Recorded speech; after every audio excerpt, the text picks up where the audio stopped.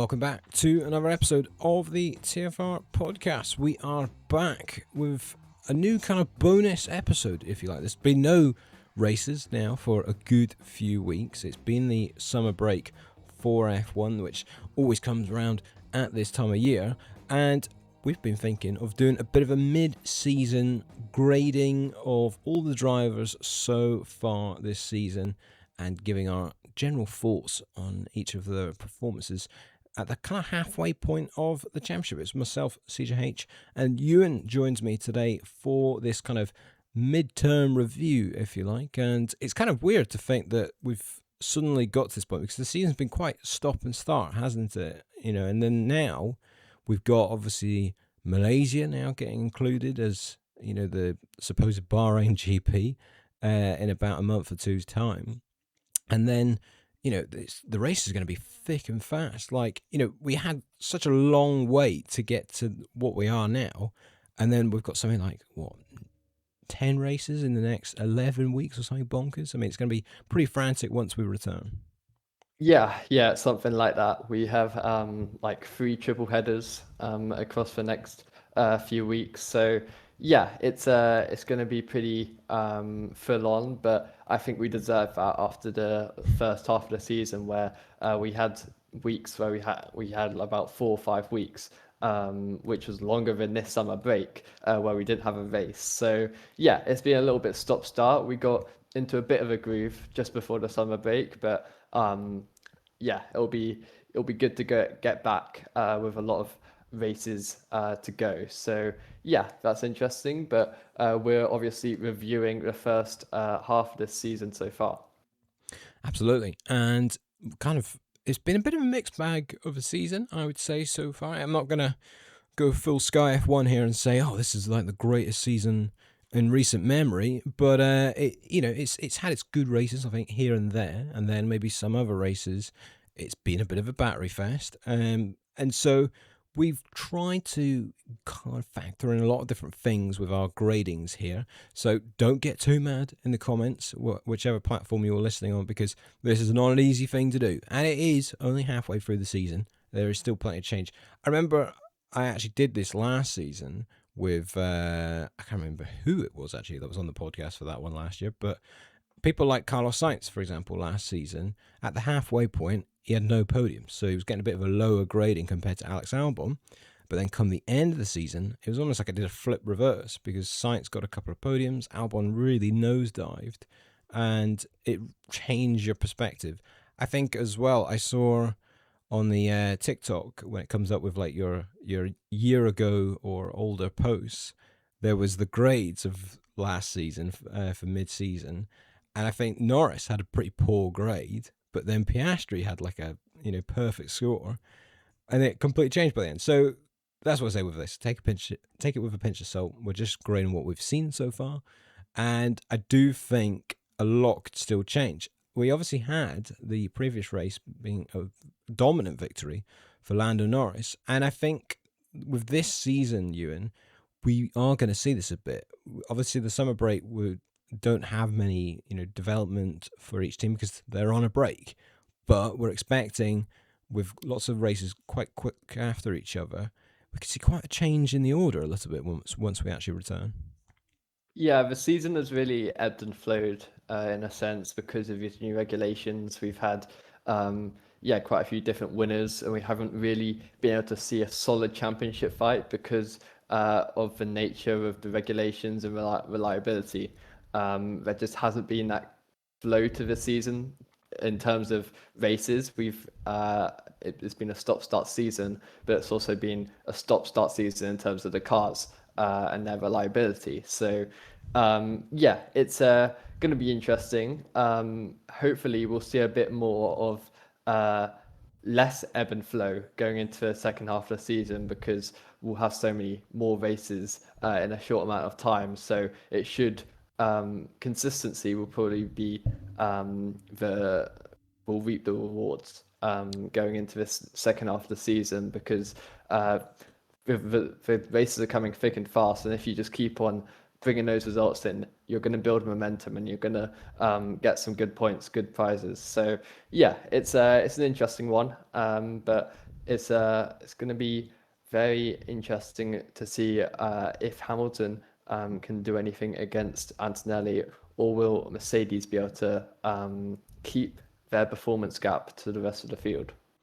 Well, this is the point. It's going to be very interesting once it returns because we have the Dutch Grand Prix followed by the Italian Grand Prix, completely different circuits. Zandvoort being all low speed, medium speed, kind of high aero and chassis circuit, and then Monza, goes without saying, Temple of Speed is all about your battery and how quick you are down the straights. We then obviously have the Madrid Grand Prix for the very first time of the 11th to 13th of September, back to back with the Italian Grand Prix. So that'll be an interesting one as well. How are we thinking with that race? We've not really talked about it much this year, but there's been more images of it. There's been progress, obviously, with getting that circuit built, but it's still quite a bit off. I wouldn't say it's ready to go next week, for example. Are we still thinking this is going to be all okay, Ewan, or is this getting a little bit touch and go now? Yeah, I think it will be fine by race weekend. It's a bit like Jeddah a few years back when that track didn't look too good going into the weekend or on the run up to its opening weekend. But by the weekend, it was all ready to go. So I think that will be a bit of the same with Madrid. I think it will be ready by the race weekend. And look, it's going to be quite an unknown because it's such a different track to most. It's a bit of a street track, a lot of depth, a lot of elevation here and there. So yeah, it could really pose some surprises, but we'll have to wait and see. It's a complete unknown at the moment. Absolutely. Well, after that, they have a little week break and then they jet off for the final European race of the season, the Azerbaijan Grand Prix in Baku, making it back to back kind of street circuits there. So, two races that could provide quite a bit of chaos and jeopardy, and maybe not what teams are maybe wanting at this kind of frantic part of the season. We then jet off for the Bahrain Grand Prix at Sepang in Malaysia, followed by Singapore. And then it's your usual end to the season with the US Grand Prix at Kota, Mexico, Brazil, Vegas, Qatar, and Abu Dhabi at the minute, we think. But that could very well change, and it could end up finishing in Vegas with then some European races earlier on. Not too sure whether they'll squeeze them in. Or we could even have European races end the season in December, such as a race at Imola or maybe even Hockenheim. Who knows? It's been a big talk over the summer break of what is going to go on with that. Kind of briefly, before we get into our grades, what do you hope will happen, Ewan, and maybe what do you think will happen with this kind of circuit merry-go-round? Yeah, I mean it's hard to predict really because I mean world events are so unpredictable. So yeah, it's going to be interesting. I probably don't see Abu Dhabi and Qatar going ahead because I think just these world affairs just seem to just go on forever. So yeah, I think they will probably leave the calendar. So that will leave it with Vegas, and then whether or not they'll bring European tracks onto the grid onto the calendar for the last race of the season. I'm not too sure. There's been a lot of talks of Imola, but I feel like it's gonna be so cold Yeah. and it's so snowy in Imola. Like I feel like it's unrealistic to have a race there on in December. So yeah, it'd be cool. But I feel like Imola's a race finale is an interesting one. Hockenheim would probably be a better shout, I think. So I would hope that they choose Hockenheim. Oh yeah, a Hockenheim finale to the season would be very interesting. That is for sure. But again, both of them circuits, there's a genuine threat of snow, which sounds ridiculous saying that for an F1 race. But having both of them circuits potentially December is genuinely knocking on the door of that because of where they are. I mean, I find it really odd considering, you know, the F1 calendar's so dictated by like money and finances now, hence, the Bahrain GP being in Malaysia. A lot of all that is down to money. And then here we are. Imola and Hockenheim, who are both not really, got much money at all, are actually going to be ending the season. I'm quite surprised. I think ultimately the solution, in my opinion, would be maybe like Mugello again, or like Portimao, where like you're guaranteed that they're going to be warmer than those two circuits. But we'll see. We will cover that when that all happens, and that's a little bit of watch this space at the minute, and we're all depending on what happens with the conflict currently out in the Middle East. Right, let's crack on then with our mid-season grades. We're going to work our way up the constructors' order. So if you're wanting to hear our grades for some of the top drivers, you'll need to either skip ahead, which don't do that, just listen to the full thing, or you'll have to patiently wait for some of those top end of the field teams. Right, let's start off then with bottom of the constructor standings, Cadillac. So we've got Sergio Perez here and Valtteri Bottas. What are your grades, Ewan, for those two drivers, both on 0 points so far this season? So my grades for Cadillac drivers, Bottas I gave him a D and Perez a D plus. So yeah, I just think Cadillac it's been hard to really rate these two drivers just because of how slow they've been, but that's what you expect from a team like Cadillac to be so new. But it's been tough. Perez does seem like he's more comfortable in that Cadillac car. Bottas is struggling. I feel like he's renowned for his qualifying speed. He's 9.5 down in qualifying head to head. So yeah, he's struggling in those cars, but I feel like it's quite hard to really rate these two drivers in this car because the car's so new. They're both just building with the team. They're both helping the team. They're not really focusing on their actual results. So yeah, it's a hard one to really look on and rate on. But I've just given Perez a little one bit up because he is outperforming Bottas. Interesting. Yeah, I tend to agree. I think Perez has had a much better season, but without the results to show for it. I think he had a very good sprint. I'm trying to remember what the race was. I want to maybe say it was Canada or something like that earlier in the season, where he was something like 11th or 10th or something like that, but obviously he was nowhere near the points because of it being a sprint race. Um, but I think for Valtteri, he's just not really shown anything. Like, and I just, with him, I more get the feeling that he's kind of like gone over the hill now in terms of his pure performance. So I've got a bit of a difference. I've got Sergio Perez with a C, and then Valtteri Bottas with an E plus, which may be a bit harsh from Valtteri. But I actually think, Ewan, some of the gaps between drivers at certain races have been quite telling sometimes. I mean, like Perez sometimes has been like 7 tenths ahead of Bottas. I mean, how much is that his car, in your opinion, or do you think maybe Valtteri has gone over the hill in terms of his peak performance?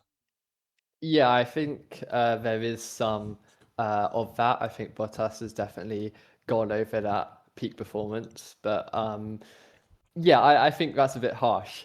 Between C and D plus, that's quite a few ratings there. Quite a few But jumps.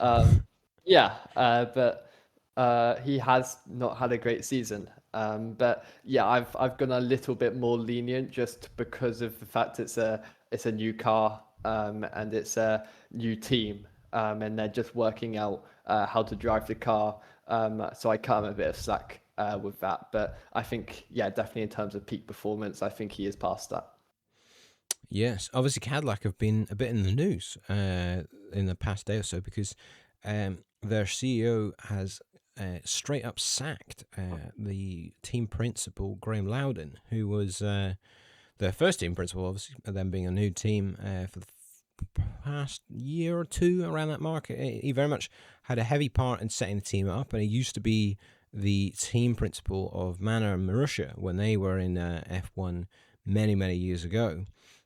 And I personally thought this was very harsh. I don't know, maybe they had higher expectations and, they think that they can do a lot better. but I kind of don't really know what they were expecting, because I think that's not necessarily the answer. There's a CEO whose name I haven't got right on me for now. He actually straight up said that it was his decision. It wasn't even like a mutual decision from the top end at Cadillac. They've got Marcin Badowski, who used to be the Alpine team principal slash CEO a good couple of years ago. What's your initial reaction to that? Obviously, it's not absolutely game changing because at the end of the day, they're still on 0 points. But do you agree with the decision, or do you think it was a little bit harsh on Graham Loudon? Yeah, I agree with you. I think it was a little bit harsh on Loudon for to being sacked just in the summer break of the first season of the team. So yeah, it was quite a shock. But yeah, the CEO said it was always the plan to change this leadership. So that is yeah, quite a shock and quite bold to put out that this was always the plan to change leadership, which is It's pretty yeah, poor taste. it's a bold move, and it Mm. is yeah, and a little bit in poor taste. So yeah, it's a shock, but we'll have to wait and see what this new team principal can do. Yeah, and I saw some people saying, like, fair enough if you were getting some, like, top level naming, like, I don't know really the example you could use for a team like Cadillac, but like Toto Wolff or a Christian Horner, yeah, sure, fair enough. Like you kind of get rid of what you've got to make that upgrade. But Marcin Badowski, I mean, really? I mean, I don't, I don't see personally what the big reason for changing it is. But that's what's happened there. And Sergio Perez has actually been quite heavily linked to a move to Williams, with Carlos Sainz rumored to be leaving that team. So that's another one to keep an eye on. Obviously, Perez with his big financial backing could be a little bit of a benefit to Williams there. Moving on though, we've got Aston Martin next. Um, I'll give my grades on this one first. I've got Fernando Alonso with a D plus, and then I've got Lance Stroll with a D. And I think with this one, there's a heavy hint here of the car has just had their hands tied. But I do think there's been some good performances from Stroll. But obviously the big one here is Alonso has actually scored a point in that car and has looked the better driver, which was what we would expect. But again, this is a pretty hard one to grade, isn't it, Ewan?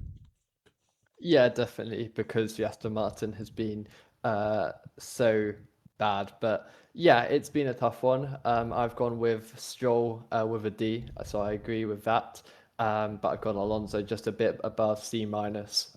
So yeah, I think Alonso's had a decent season. He has been out qualified, and that was a bit of a shock because that was the first time in like since Silverstone 2024, I think, was the first time he got out qualified by Stroll. So yeah, not the greatest season all round for Aston Martin. Mm. Alonso has shown good pace, getting into Q2 in that Aston Martin is a good result. But yeah, for his standards, he has been out qualified by Stroll, which is a rare occurrence twice.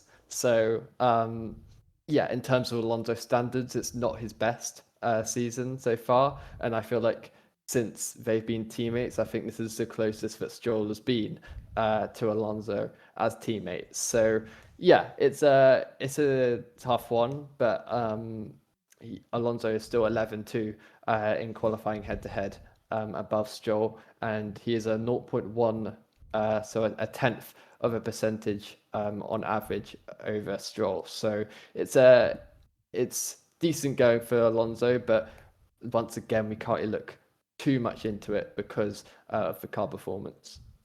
Yeah, that's the thing. I also think when drivers are like 3 or 4 seconds off the pace, yeah, they are trying, but they're not like really, really trying, in my opinion, because they know that they're not actually competitive. They're just completing the laps.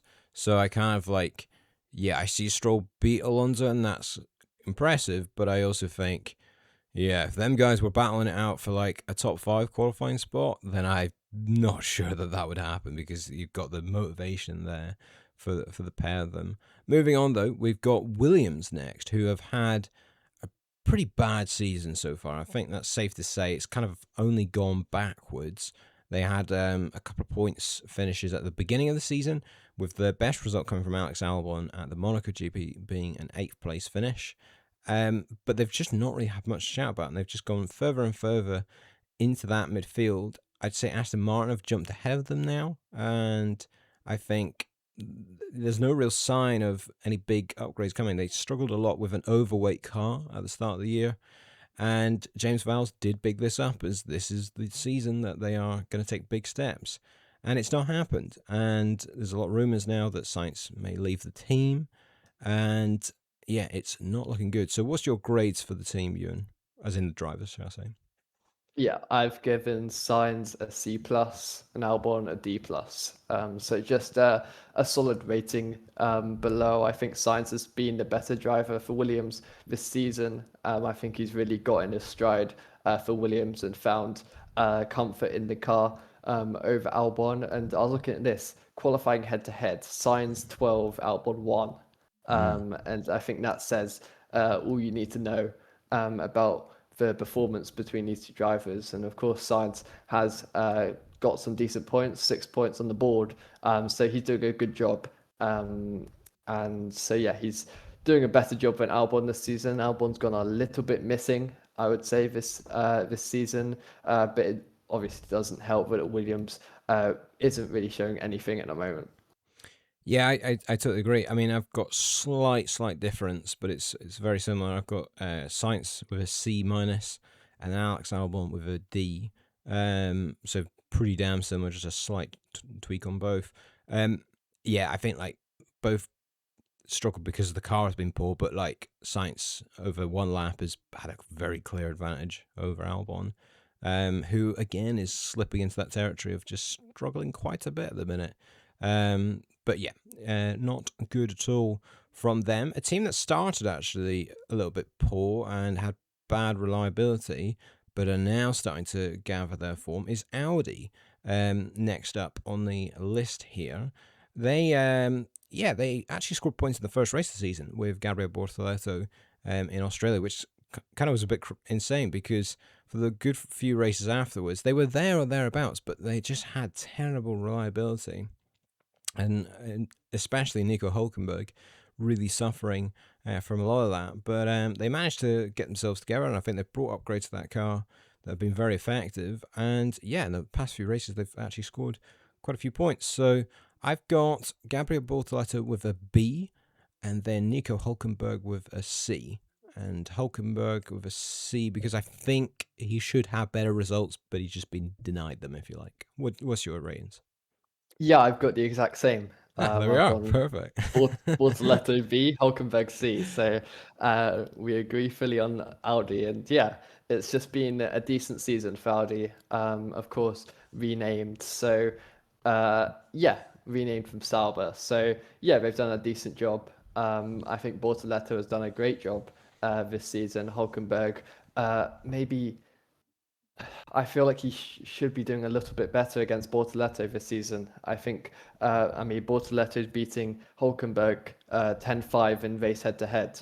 And I think that's all you need to know. Bortoleto just really showing some great pace. Of course, reliability has been a struggle. And I think that's something you can't not mention because that has affected results. But I think Bortoleto overall, he's less experienced than Hulkenberg, but he's bringing in good results. So yeah, he's doing a great job, and I'm looking forward to seeing him in the second half of the season.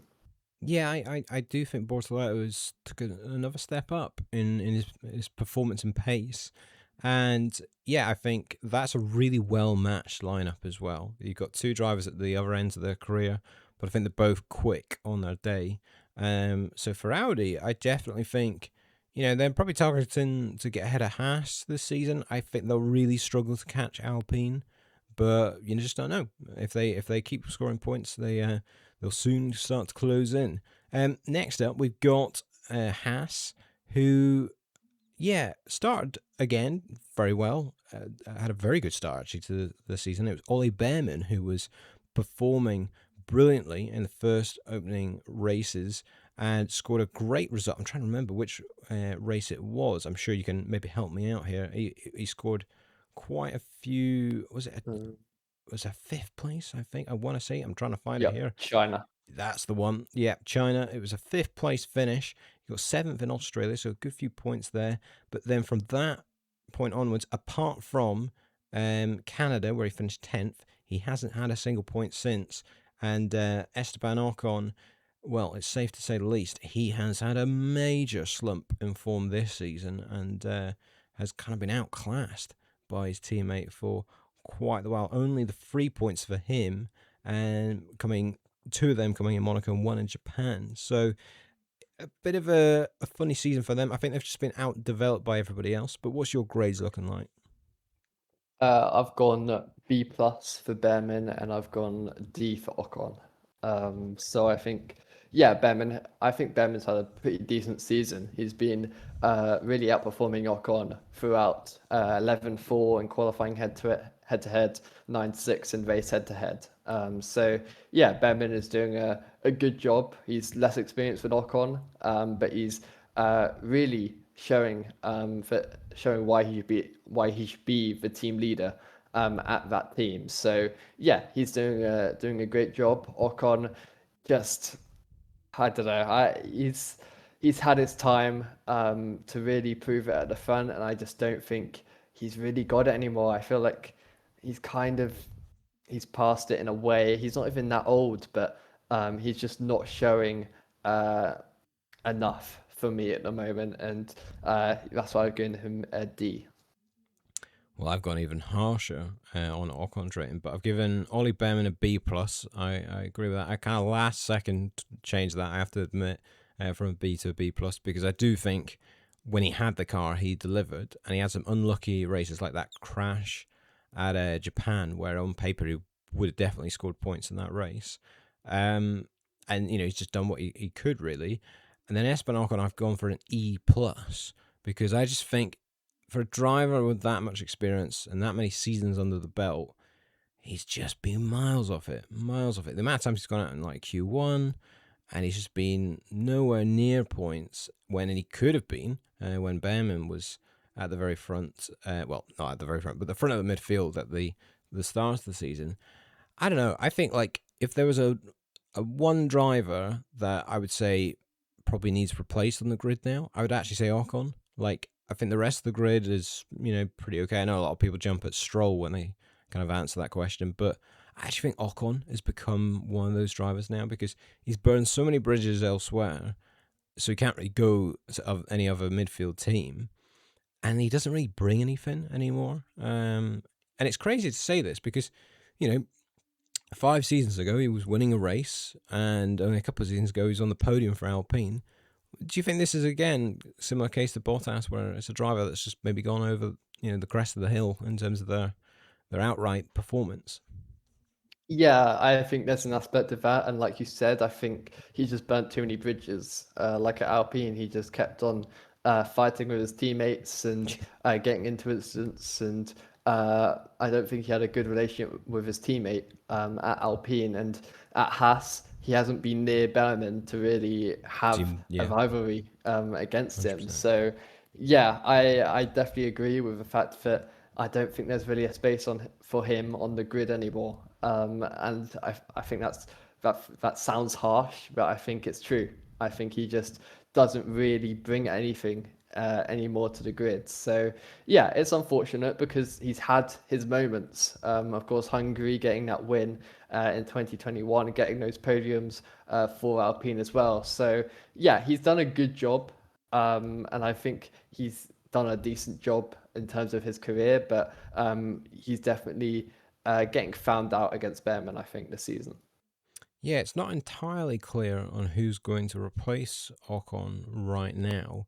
I think that's more what people are thinking is going to happen, but it's not uh, really coming about for now. I'm sure someone can tell me in the comments if there is some kind of heavily linked driver there. But again, we'll watch this space with them. Moving on, we've got Alpine next, who were very much at the front of the midfield for the first part of this season with Haas, and then Haas fell away. And VCARB maybe then tucked in behind them. But then suddenly, in the last few rounds, VCARB have just been on this mega run of big point scores, and they've jumped ahead of Alpine. So I think, again, maybe it's slightly tricky to judge them, but obviously Gasly has had a podium this season. I mean, I still don't think he should have a podium because it was like the most kind of messy race ever at Monaco, but he does have one, and that in an Alpine is pretty crazy. So I've gone for an A for Gasly because he's got that, and then he's also had some really good finishes as well. And then I've gone for a B for Franco Colapinto, who, by the way, I think has had a really good season so far, and he's took a big step up compared to last. What about you? Yeah, I've gone for A minus for Gasly and then B for Colapinto.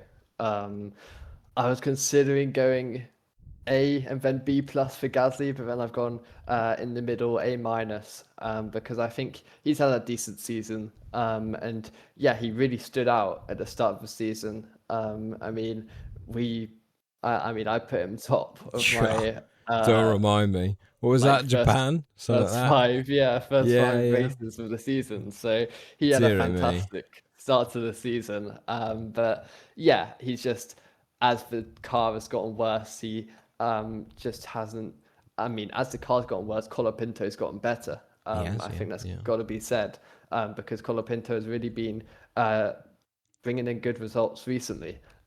So yeah, that's why he's gone down a bit to an A minus, but it's still a very good season, very solid from Gasly. But we just need to see him as this experienced driver in a front running car because of course we saw him in the Red Bull, but he was too young, too inexperienced. Now we need to see him in a front running car and see how he fares.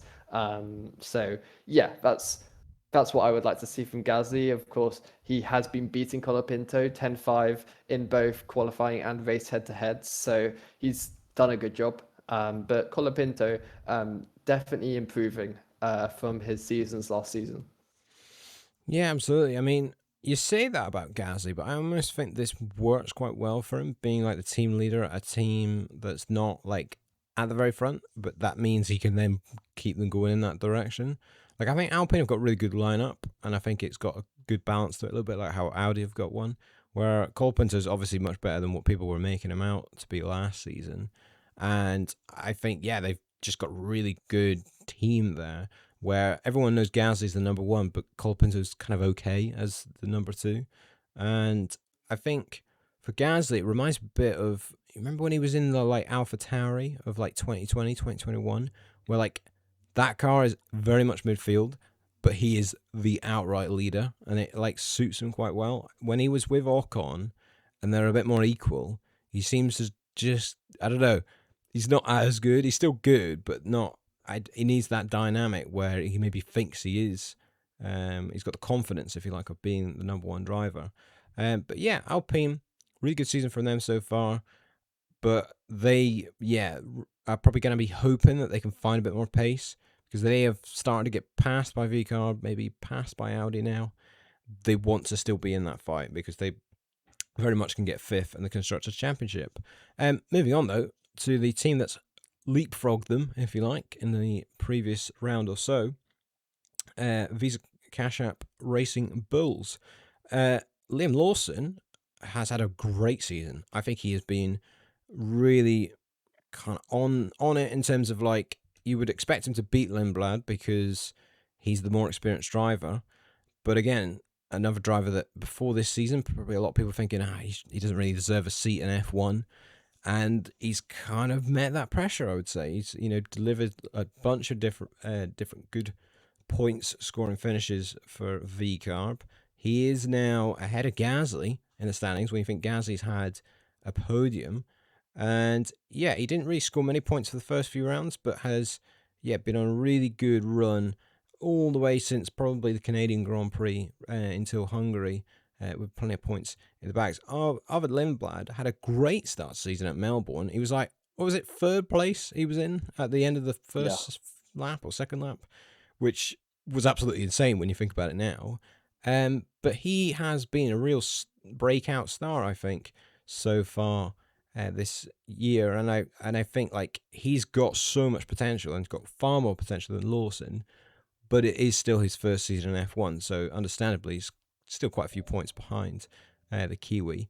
I've gone for an A minus for Lawson and then a B plus for Lindblad. What about yourself? I've actually gone for a B for Lawson and a B plus for Limbad. Ooh, So okay. yeah, I just think Lindblad is doing a fantastic job as a rookie to really show up and fight Lawson. I think although Lawson is beating him in both head-to-heads, I think Lindblad has done a great job to really prove that he can fight. I think they both had a really good season. I had them both on B pluses, but I changed my mind at the last second to put them at B. So yeah, I think Lindblad has done a great job as a rookie. I was expecting him to be comfortably behind Lawson, but he's really showing up to the fight, and he's really proving that he's got what it takes, and he's doing a great job. And literally every time we see them, they're fighting on track, and yeah, it's good to see. I think it's a very positive dynamic at VCarb at the moment, and they've got the car pace to match it. So yeah, it's overall a positive season for them. Yeah, it's interesting actually what we expect Lindblad to almost end up like, because if this is what he's like at the very, very beginning of his Yeah, career, and Lawson now has been here since what, 2023. He's got quite a few seasons under the belt, and yeah, like you say, he's been with Lawson a lot of the time. Lindblad's actually had quite a bit of bad luck as well. I think there was a race that he couldn't start. I think it was Canada, or maybe something like that, where he thought he had the yeah. pace for points. And so again, yeah, a lot of these things we have to factor in the reliability, where things could be very different. But yeah, no, that's fair. I think that's our first disagreement, if you like, in terms of the flip reverse. But you know what? That team I didn't expect to be where they are, because it's not like Red Bull are pulling up trees themselves, but the VCarb team, again, I don't know what they do, and Alan Permain did a great job as the team principal there.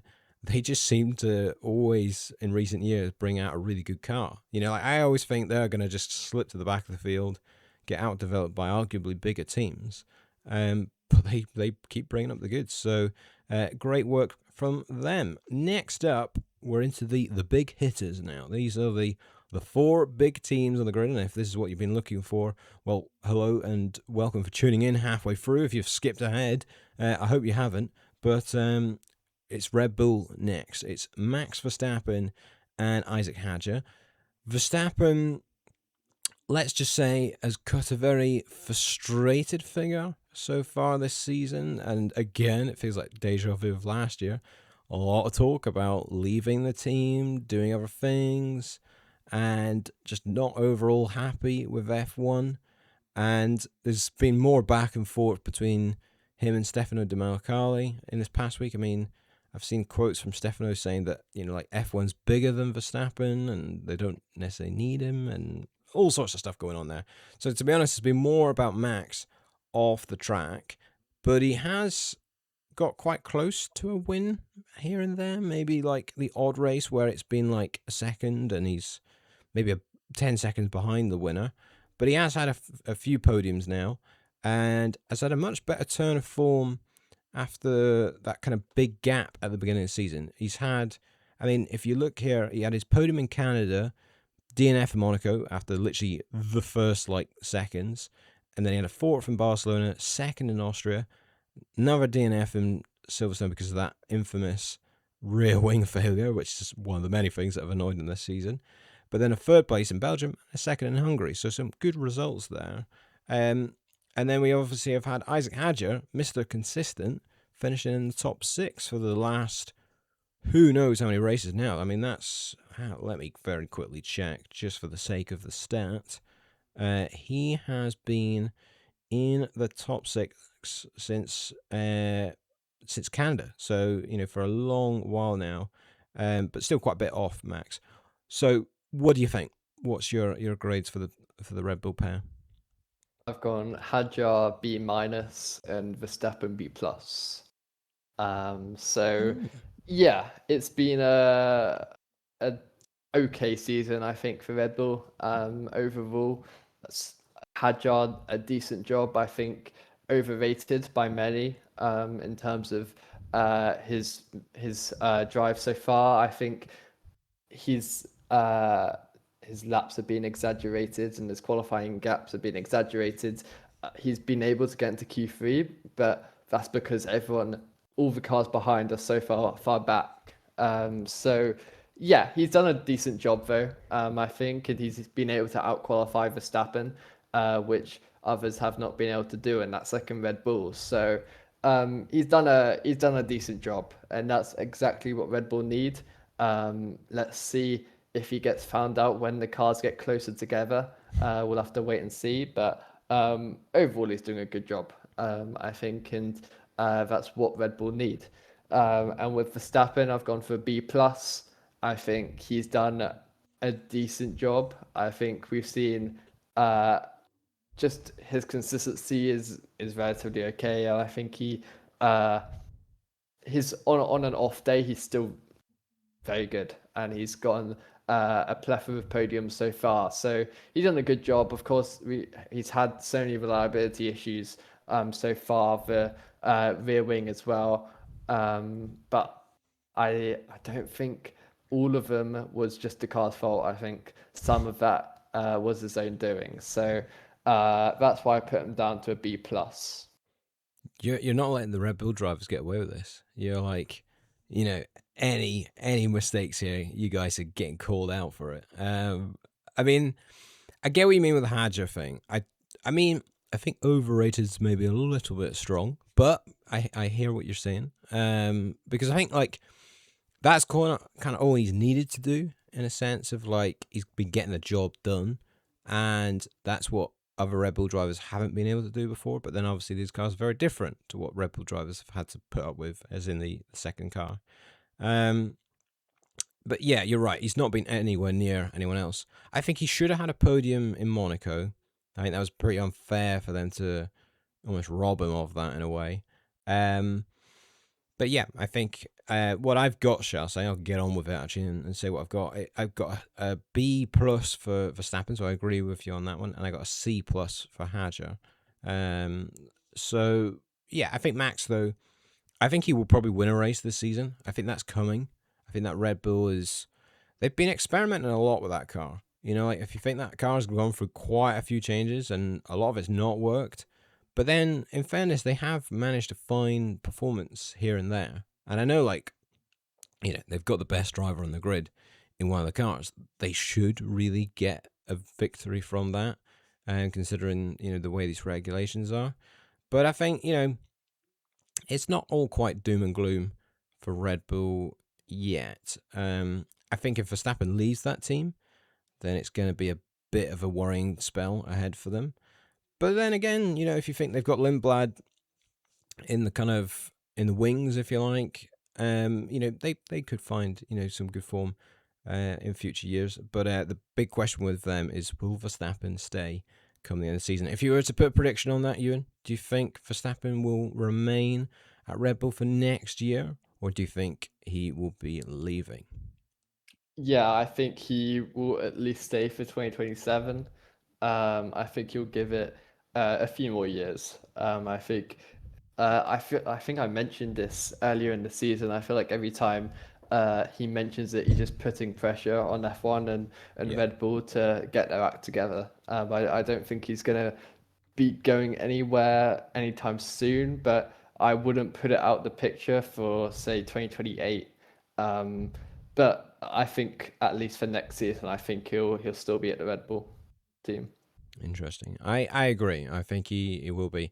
I still think Max could retire at Red Bull, because I think other teams are getting a bit locked away from him. And I don't think he'd go to Ferrari. I don't think that's the kind of team for him. But both Mercedes and McLaren, they seem a bit locked up at the minute, and I don't really think there's anywhere else Max can go.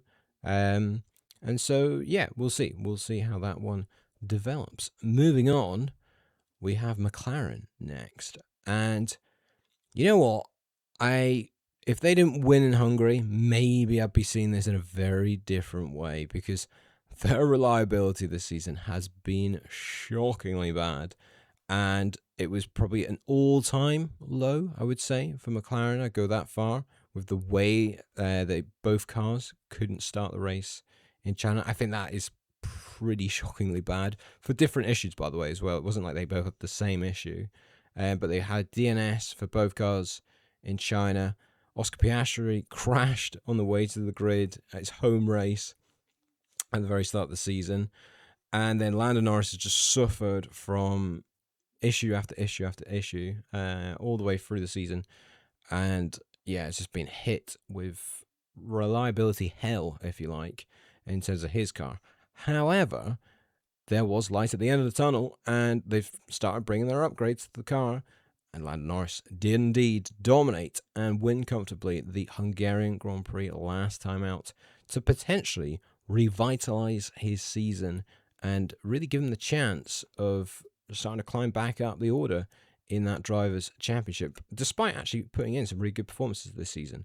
So I'll go to you first, Ewan. What are your grades for both Lando Norris and Oscar Piastri? I've gone for Lando Norris. I've got given an A. Piastri, I've given a B. I'm considering going a little bit lower for Piastri because you've just reminded me of Australia. But yeah, I think it's been an okay season for McLaren. I wouldn't say all-time low. That China did not start because, of course, you had the Honda days, and of Well, course you yeah. had 2023, 2022.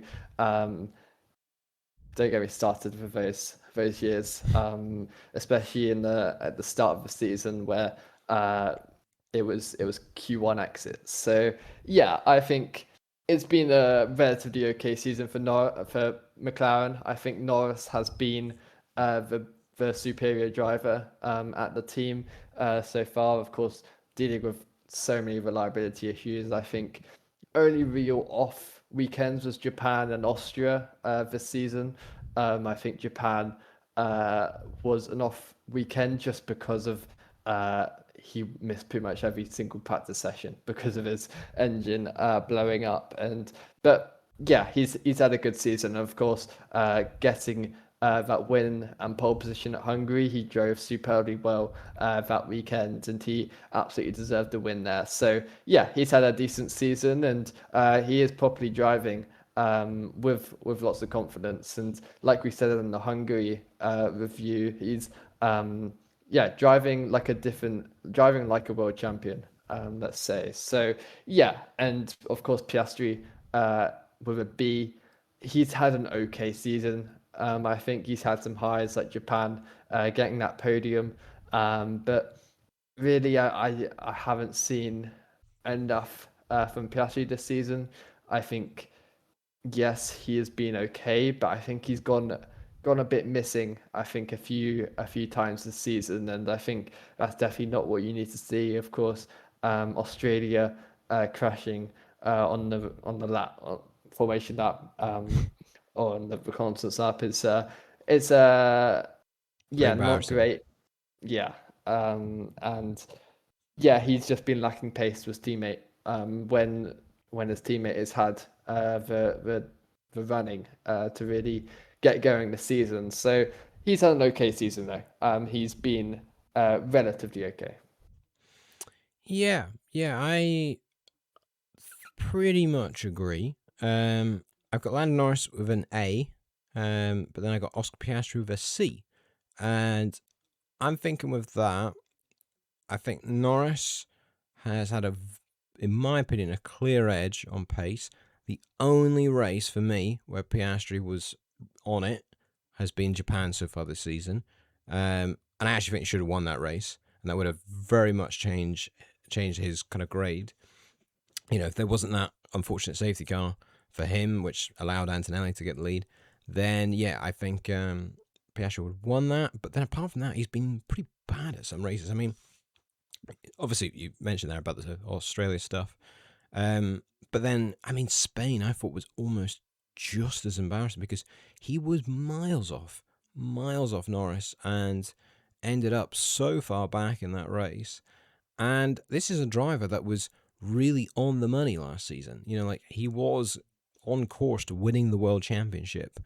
And I think, yeah, there's a little bit of he doesn't suit these new cars. And I think he's talked about this a little bit, or Andreas Stellers said that actually to Sky, that these cars don't suit Oscar as well, because he likes the car to be planted in the way of what the ground effect cars were like. But I think, yeah, there's only so much I can work with that excuse. So maybe a little bit harsh, but I've gone for only a C for Oscar. But I don't know. I think I know what you mean about like when I said that was an all-time low.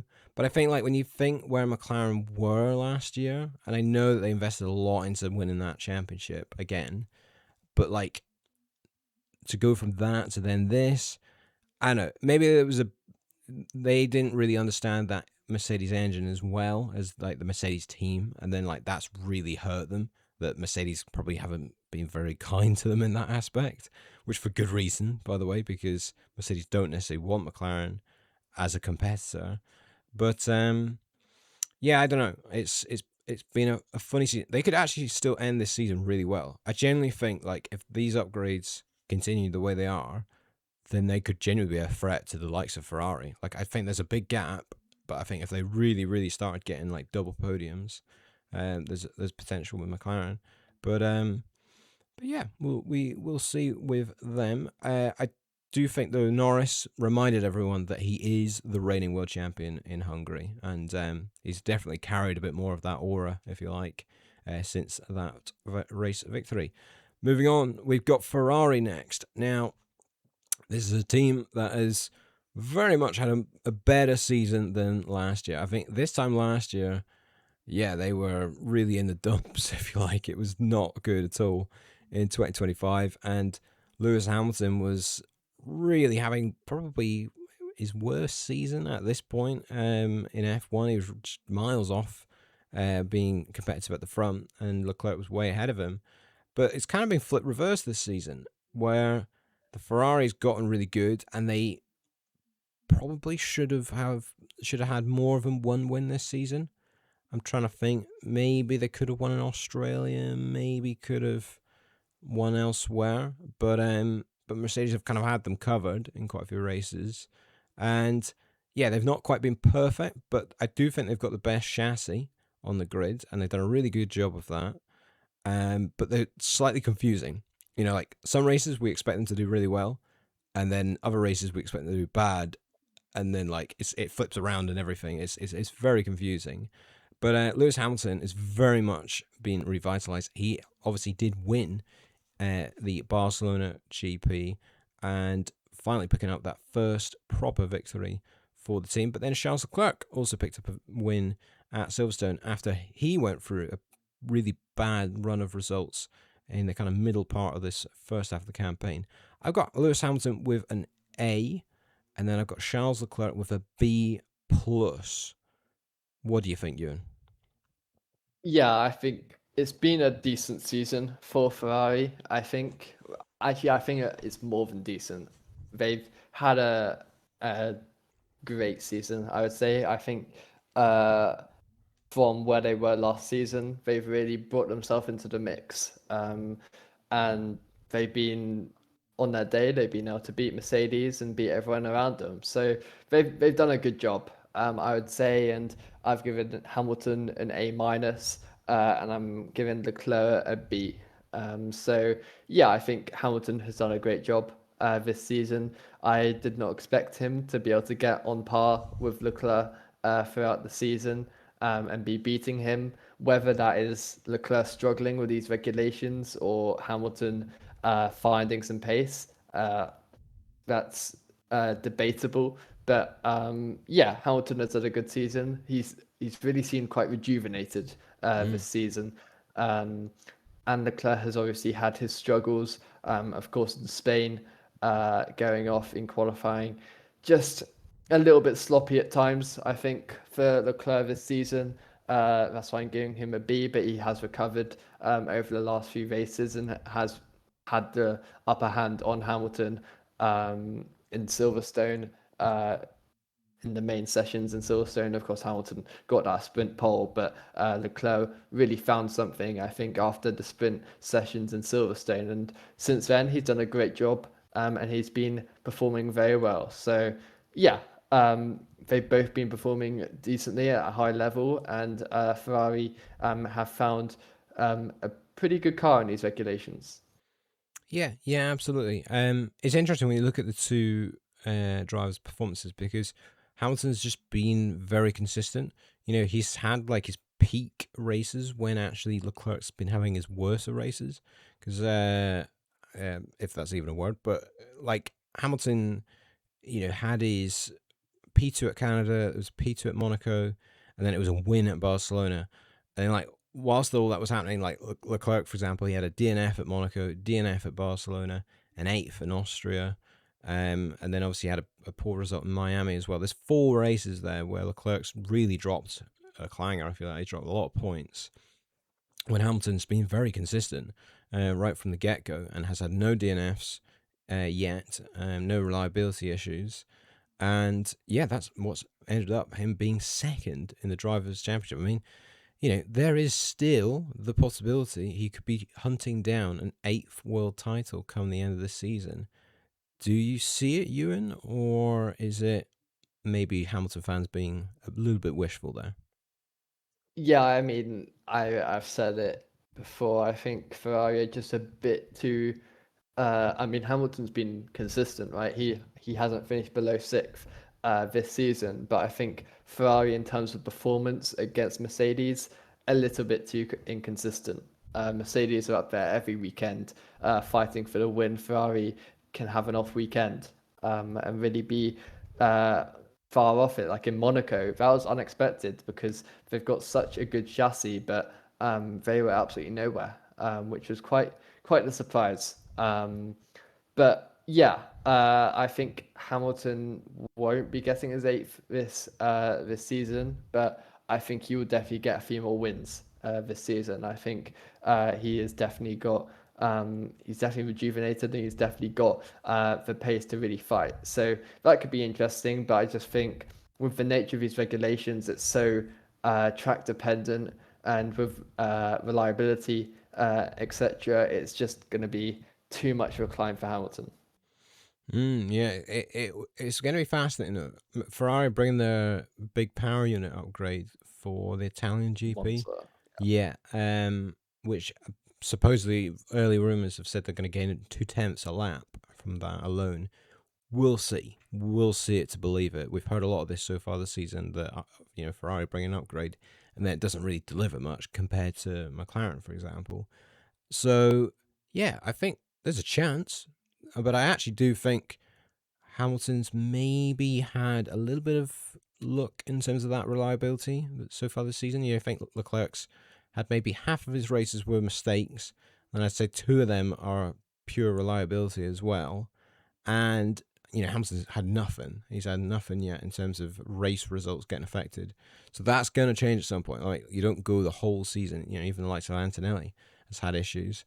But we'll see. I think Ferrari genuinely are still in the mix for the constructors, which is a bit of a wild take that. But I think if Mercedes keep having issues with reliability, which they clearly can't solve right now, and then they start to get caught on sheer performance, it's not over yet. It's not over yet for Ferrari. It's still a long way to go. So it could be really interesting with them.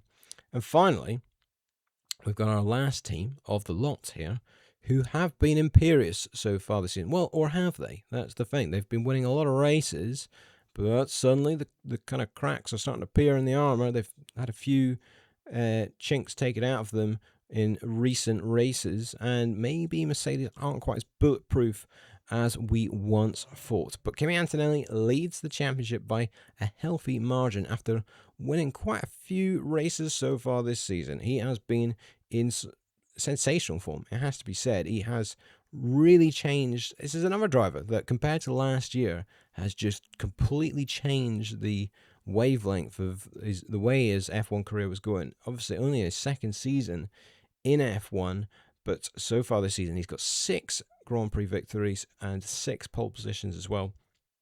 On the podium 9 times. However, has had a couple of, well, he's had one DNF and then another big issue at the British Grand Prix, which has just given people a little bit of an outside hope of closing back in on the championship. On the other side of the garage, it was looking so good for George Russell. I think I've seen that clip. What was it, the post-race radio from Australia, where he's like, I love this car, I love this engine. I've seen it so many times now, and oh my days, does he probably regret saying that? Because it's like, he has had so many different issues and, things going against him so far this season. And until we got to Austria, where he won again, the fact that he had won that first race of the season and was hardly even on the podium since that point was a massive drop in form. So with all that to factor in there, what do you think for your grades for the Mercedes pair? I've given Antonelli an A plus, and I've given Russell a B. So Okay. yeah, I think Mercedes, of course, favourites going into the season. And yeah, they've really delivered in terms of raw pace. They've really found something in terms of the battery. Uh, and yeah, they've done a great job. And Antonelli has been a surprise. And I think in terms of our expectations of him going into this season, I think A plus is a fair result for him. He's done a fantastic job. Only his second season, and he's won 5 races in a row. And I Yeah. think that's quite a I think that's been understated, how crazy that is, considering his age, and considering his experience. It's pretty mental, that record from him. So, yeah, he's done a fantastic job. I think maybe a little overrated at times, considering how good the car is, and the fact that Mm. Russell hasn't had, yeah, the car to really compete against Antonelli. I don't think it's really been a fair battle just yet, because Russell has had these issues that have been recurring, and have been affecting him for many races now. So yeah, I think it's been a great season for Antonelli, and I think he's really proving that he can fight at the top, and at the very top. And of course, leading the championship now, he is in a great place at the moment. Let's just see if he can hold on now, against the likes of Russell, against the likes of Hamilton, because Russell, I think that's going to be something to watch for in the second half of the season. Will his issues be resolved? And let's see if he can really fight Antonelli at this point, because he's shown potential. He's shown some good pace at times, but I think his season has just been plagued with issues. And I think that's been the main story of his season. And of course, the DNF in Belgium, really not ideal. And it feels like just everything is going against him in this championship fight. Of course, the DNF in Canada as well. He was leading at that point. So yeah, it's been a proper struggle for Russell, but he's got a lot of races in quick succession to try and make up. Yeah, I think that's the thing. Russell has just had the real bad luck in terms of the two Mercedes cars. Anthony's has, a little bit, but nowhere near. I mean, it reached a certain point, I think, Spain this season, where Anthony had literally had no issues with his car. When you think of all the other Mercedes cars, how many problems there's been, it was getting a little bit like, how is this happening? But then suddenly the bad luck started. It had this DNF in Spain where he was looking pretty good for a comfortable finish there. And then obviously he had the thing that happened at Silverstone where he was probably going to win that race as well. So those little issues have meant that, yeah, Anthony has not quite as got such an enormous lead out front. But then for Russell, it's just meant, I mean, the fact that Russell's behind Hamilton in the championship does feel a little bit crazy because the Mercedes has been much quicker. I don't think that's necessarily the case now. I think they still got the best battery management out of anybody on the grid by a bit of a distance, and that seems to be their real ace card, where other teams kind of close to them on that one. But I think, yeah, I actually hope for Russell that his luck kind of takes a good turn. I mean, I've got Antonelli at an A plus, and then Russell a C plus, just because there's been a few things like Monaco, and other races where like it's just been points thrown away in some sense. But I think for Russell, I hope his luck kind of goes good now for a good while, because this deserves to have a bit of a title battle between these two. I mean, they've hardly even shared the podium this season, and I think one of the best moments of the season so far was the battle they had at Canada, where I think Russell probably would have gone on to win that race if he stayed in it. But those two, him and Antonelli, were going hammer and tongs there. And in some ways, Ewan, we've been denied another kind of silver war, if you like, of obviously the Rosberg-Hamilton years, because they both should be going at each. I think they're both quite close on pace if there's no reliability issues.